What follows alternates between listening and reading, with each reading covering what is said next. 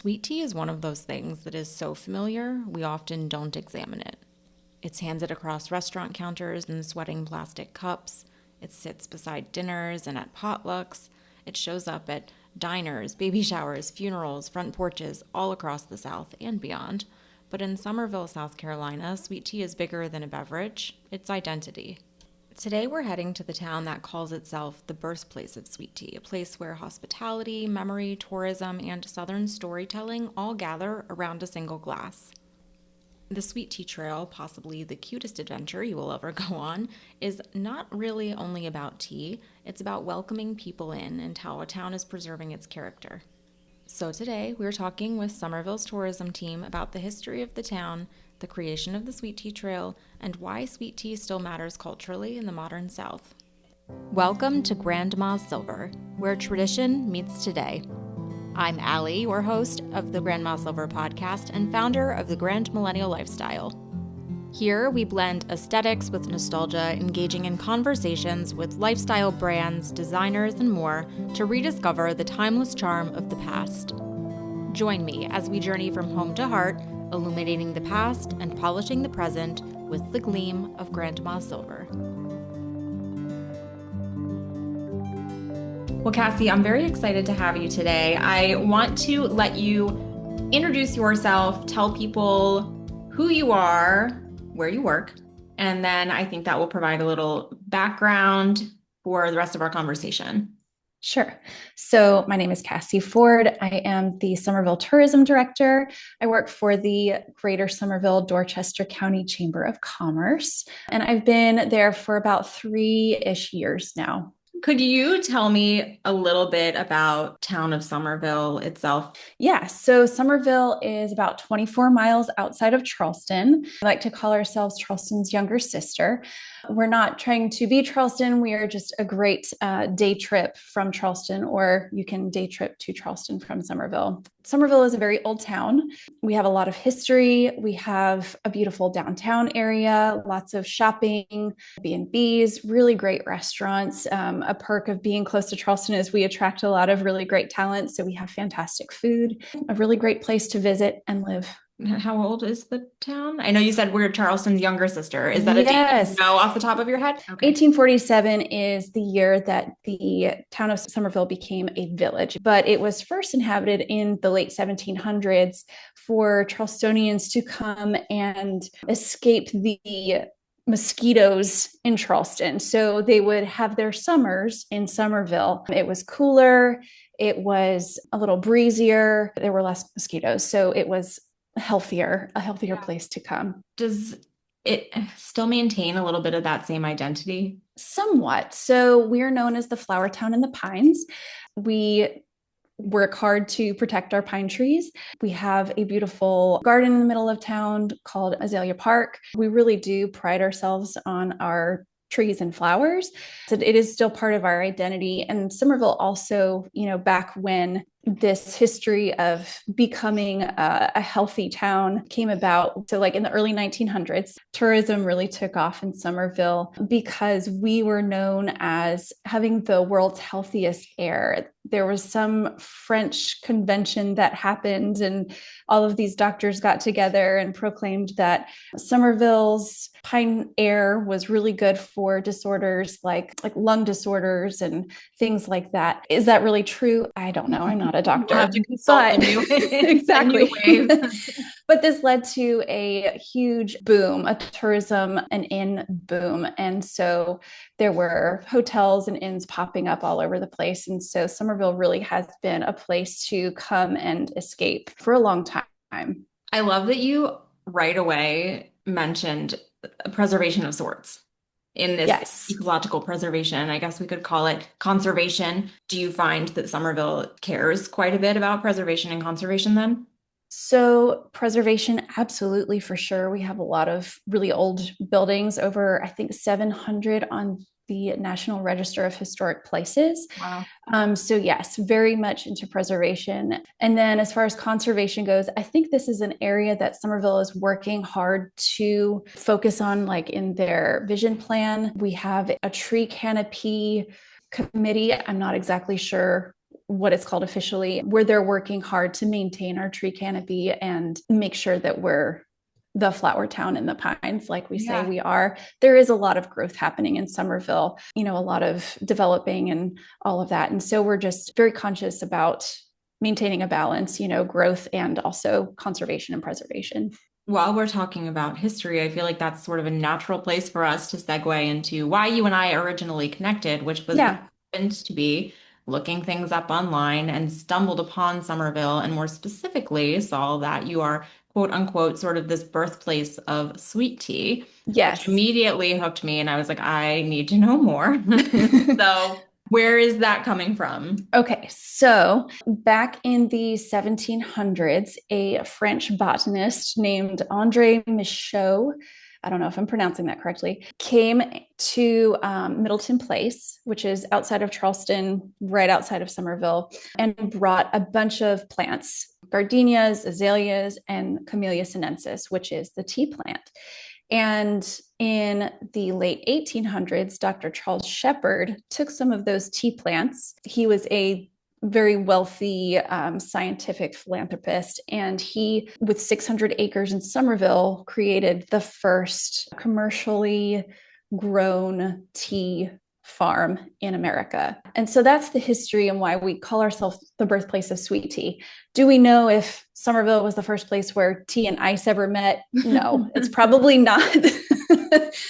But we will go out on a limb and say that, tea was definitely introduced commercially to the United States here in Summerville. How did you, I know you have this role with tourism. Are you from Summerville? Like, what's your background? How did you get into this and how did you land where you are? I'm actually not from Summerville. I moved here with my family as a teenager.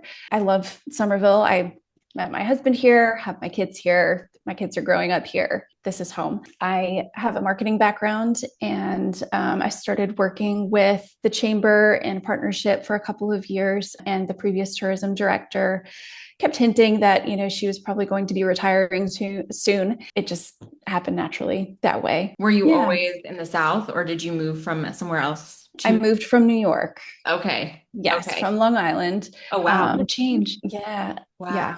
Big change. Definitely a culture shock, but in a really good way. So, a lot of people will come down to the South and notice that people are very nice, and they talk to you in the grocery store. They'll bag your groceries for you, and you go, oh my gosh, is this real? Are they genuine? And they are. And I can say that about everybody in Summerville. I mean, if you come downtown Summerville, you walk into a store, they acknowledge you, they'll help you. It's a good culture shock, in my opinion. Oh, absolutely. I love it so much. It made me, so this was one of the things that I was thinking about, and I was like, oh, let me go back a second before I ask it. The idea of sweet tea as sort of like Southern symbolism. Mm-hmm. Why do you think that it became such a symbol of Southern culture? I think it's just one of those things that has always been accessible.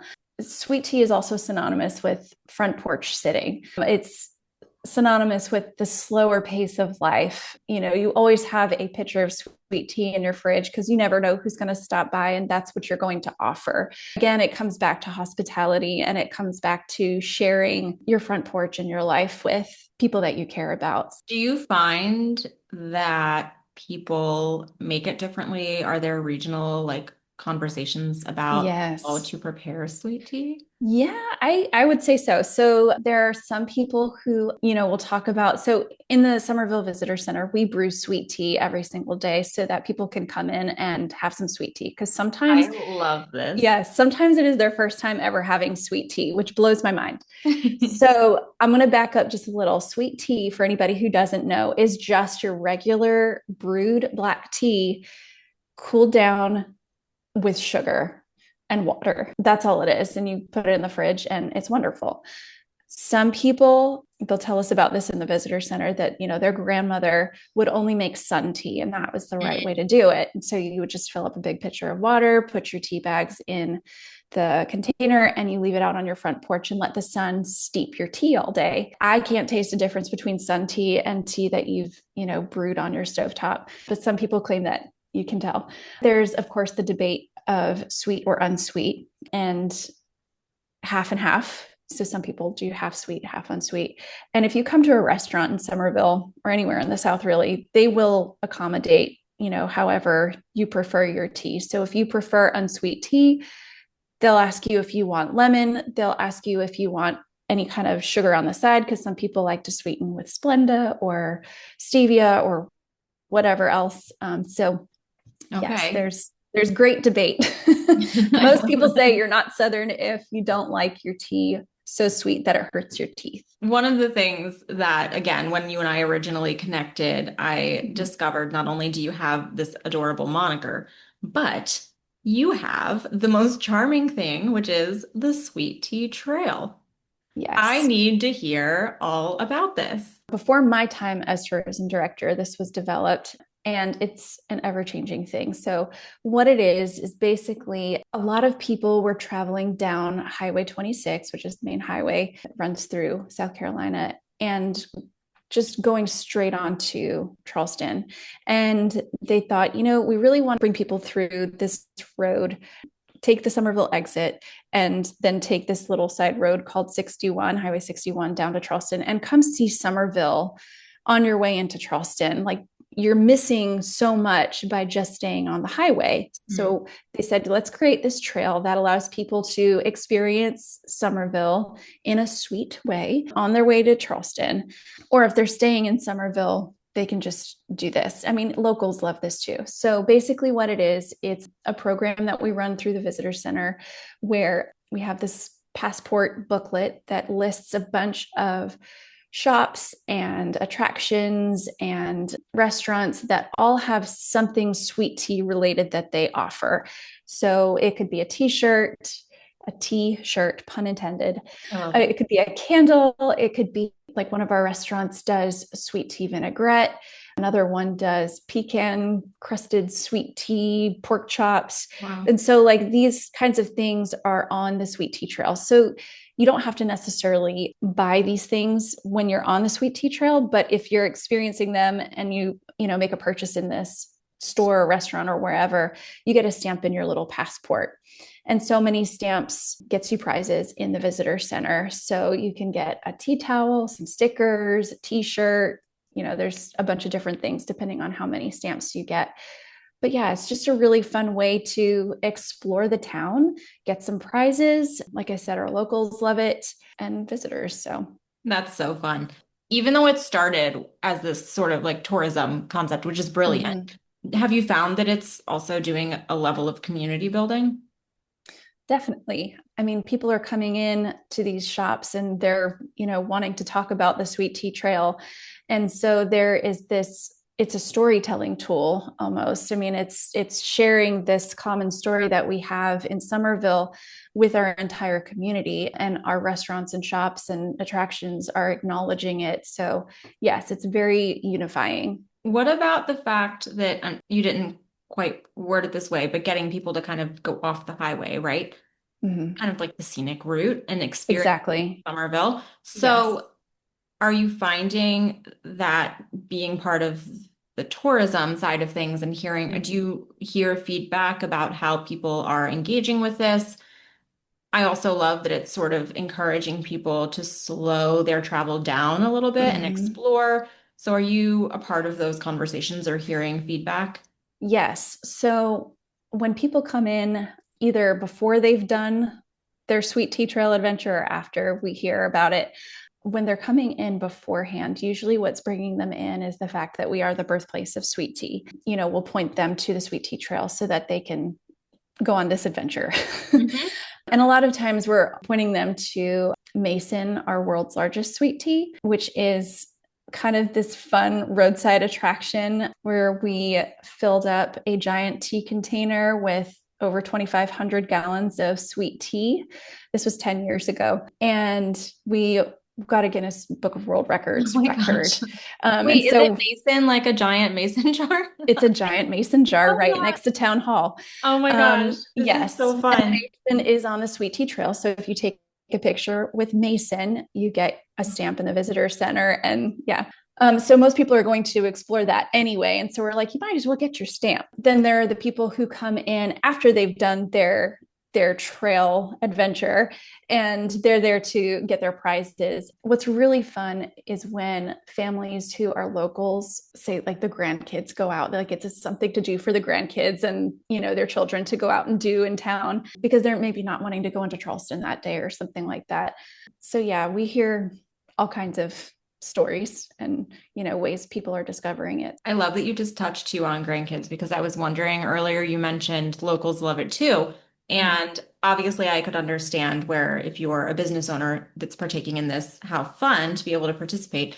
But I was also curious about if it's changed at all how locals are seeing their own town or interacting with their own town. So are you hearing things like people are sending their grandkids out to experience it? Yeah. I think, you know, it's funny because we do have a lot of people moving into Summerville. And so a lot of those people are discovering what's here. Hmm. And then there are the people who have lived here their whole lives and didn't know that we had certain things. And so we hear from those people all the time. So, like I said earlier, marketing is my background. So I'm online all the time. And so when I post about things like the Sweet Tea Trail, people will comment and say, you know, I've lived here my whole life and I didn't even know this was a thing. I'm going to do this weekend. And then the Sweet Tea Trail is always changing. So businesses change, what they're offering changes. That's a lot of fun because, you know, if you're a local and you've already done it, well, now you can do it again. If I'm going out for an afternoon on the Sweet Tea Trail, like talk to me about what that looks like. You did a little bit earlier, but Mm-hmm. talk to me about is it attainable? Do you need a full day? Do you need an afternoon, a morning? Honestly, it can be built around whatever itinerary you want. You know, so there are coffee shops on the Sweet Tea Trail. So you can start your day at a coffee shop, get your stamp, go check out the Public Works Art Center or the Summerville Museum. Those are on the trail. Colonial Dorchester State Historic Site is on the trail. And these are kind of the bigger attractions that could really take your whole afternoon if you wanted to. And then there are the other ones like shops and Mason, like I mentioned earlier. We also have a mural on the backside of the visitor center. It's a giant sweet tea mural. Those smaller, shorter stops that I mean, you could get all of your stamps for a big prize just by Right. doing the smaller things. So it really depends on your itinerary and your interests. I think right now we have about 35 stops on the Sweet Tea Trail. So you can kind of pick and choose. I'm a little obsessed with Mason now. So, I have more questions about this. What was the impetus for what was the like, did someone just say like, hey, we could outdo this other guy and be the true winner of the Guinness Book of World Records? Like, where does this come from? To be completely honest, I am not sure because I wasn't there for those first conversations. I do know that it happened shortly after kind of claiming this birthplace of sweet tea thing. And so I think Okay. it was really a way to make our mark and get this out into the world in a big Okay. way. It is so fun to have sort of like that civic pride Yes. thing. I love it. I Yes. to see pictures of Mason. It's a lot of fun. The other thing that I don't know if I made it up or not, do you have a sweet tea festival? Yes, we Okay. do. Could we talk So about the sweet tea festival too? absolutely. So every year in September, we have a sweet tea festival. This year, it will be September 19th. And the entire downtown area is full of food trucks and vendors. And there is a sweet tea contest where you can taste tea from several different shops and vendors who have entered this contest, and you can vote for your favorite sweet tea. But it really is part of a week-long celebration. So we call it the sweetest week ever. And we have a lot of other events leading up to the festival. So you know, being in tourism, we want people to come and stay a little longer. We have a farmer's market, we have a sidewalk sale. There is also the Hold My Tea bar crawl, which is a week long bar crawl. This is so, like, you're And that's something brilliant. that we Yeah, this run. is so much fun. This is something we run through the visitor center. I'll tell you about last year. Last year, we had a dozen restaurants and bars, enter the sweet tea cocktail contest, and each bar had to come up with a cocktail that featured sweet tea. The best way to figure out who has the best one is to let the community decide. And so during the bar crawl, people get a bingo card and they get some tea cocktails, get their bingo card marked. And once they get bingo, they can come and bring their card into the visitor center for the bar crawl t-shirt. And they're voting for their favorite cocktail. We also have a panel of judges who goes out and tries all of these. So there's two categories. They have a judge's choice and a people's choice award, and it's always a very fun, competitive week.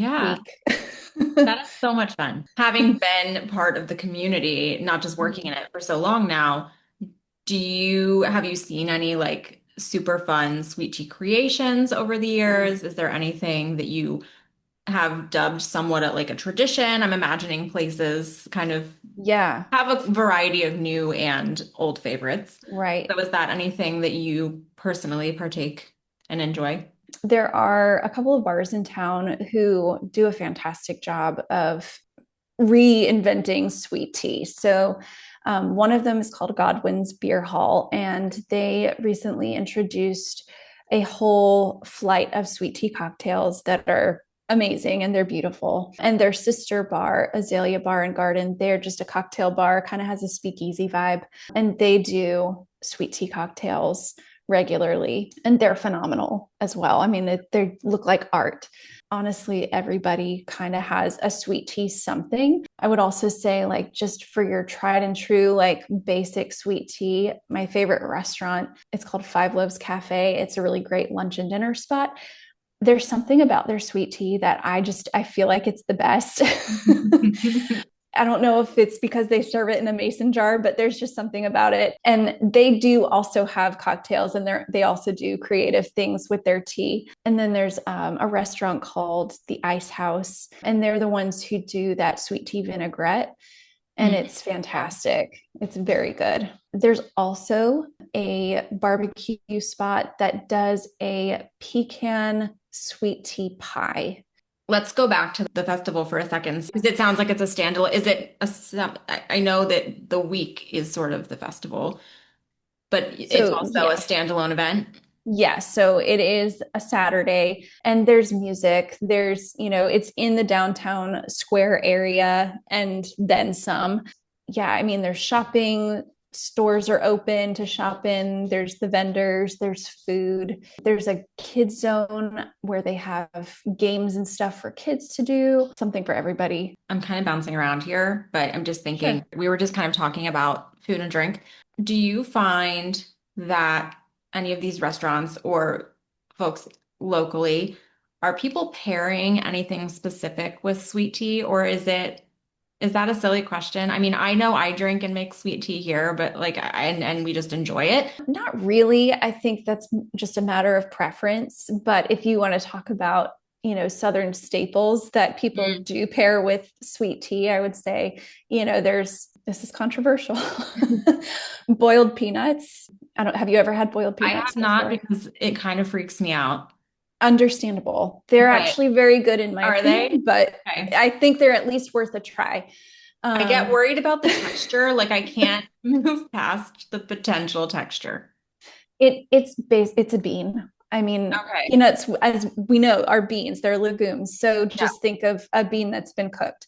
And then shrimp and grits, another Southern staple. Do you do the lemon or no lemon? Personally, no, I don't do a lemon, but I know a lot of people who really load up on the lemons. So I feel like at that point, you should just get an Arnold Palmer.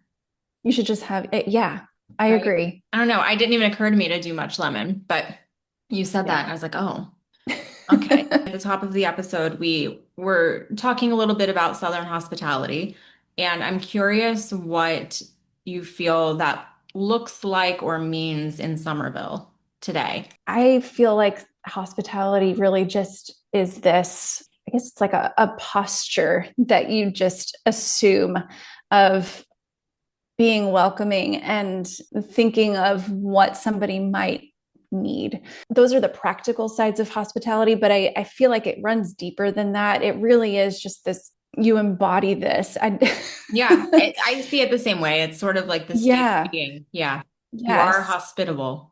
Exactly. Yes. And I feel like that just kind of bleeds into everything that we do. And so you might see little extra touches here and there that you would have never considered before because it's just part of who we are. What about the fact, I'm talking a little more on the tourism side of things. You talked about Mm-hmm. how a lot of people are starting to move to the area, which is great. I'm curious though if or how even Summerville is retaining some of that local character as the town Mm-hmm. grows. Has that been a challenge? Has it not been a challenge? Are you finding that people are very quick to adapt to it? Anywhere that's growing, of course, there are going to be people who come in and they love it for what it is. And then there are some people who come in and want to make it like the way they came from. Yeah. And I think that, both things are good because, there's obviously merit to new ideas and, staying current and thinking about the future. But there definitely is a balance between keeping your people who have been here their whole lives for generations happy and also accommodating the new people coming in. And it is a delicate Yeah. thing. But I do think that Summerville really does a great job of that. There is an area of Summerville called Nexton, and that's where we're seeing the most growth. It's not adjacent to the downtown area. It's set off just a little bit. There's a ton of growth happening there with restaurants popping up and homes and, just so much growth. And it's fantastic because we need somewhere for people to live and for new things to come in. But like our downtown area and our historic district, it really is well preserved. Both things are important growth and preservation. So, Something that I often think about is, and I love that this trail really sort of developed as a way to encourage, again, people to take a more scenic route to mm-hmm, explore these areas surrounding the city of Charleston, which everybody mm-hmm, knows. Do right. you think that there are parts of Somerville that also deserve more of like that national attention? Or like what are things that you wish people knew about Somerville? Summerville is a small town and it is also growing. But if you stay for a day or two and really immerse yourself in the culture, you're not going to be bored by any means. You're going to find that there's actually more to do than you probably have time for. Like I said earlier, even our locals are still discovering things to do within Somerville. We have a state park called Colonial Dorchester State Park, and it is one of the first sites that the English came and settled in this area, like 1600s we're talking about. I'm not a historian. It's really old though. Yeah, I love this. And it's a beautiful place to come and have a picnic and just walk the grounds. They're constantly doing archaeological digs there. There's a big bell tower. It's beautiful. So it's like one of those attractions that's kind of set off. It's not near the downtown area of Somerville. It's close. It's on the Ashley River. We have a river that runs through Somerville. It's just beautiful there. It's very peaceful and very quiet. So I would encourage anybody, if the time of year is right, grab a picnic Yeah. lunch and find a cozy spot. One of the other things we talk a lot about here on the podcast is the future and legacy, particularly how places like Somerville can experience this continuity of tradition and place and all of the Mm-hmm. things. And so I'm curious what you hope, both as someone who is working to preserve the spirit of Somerville, but Mm-hmm. also as someone who lives there. Is there Mm-hmm. something that you're hoping visitors are taking away when they visit? I guess it would be really just hearing our stories and being inspired by them in whatever way that means for them. We do have a lot of diversity here, and there are a lot of stories that I think people could absolutely connect with. And so I think that, by visiting places like our museum or our art center, you could absolutely take away something very meaningful for yourself. I want to just chat for a quick second about how people can find Somerville, how they can find you as a tourism board, how they can find information on the Sweet Tea Trail. Let's talk a little bit about how they can stay connected and experience these things for themselves.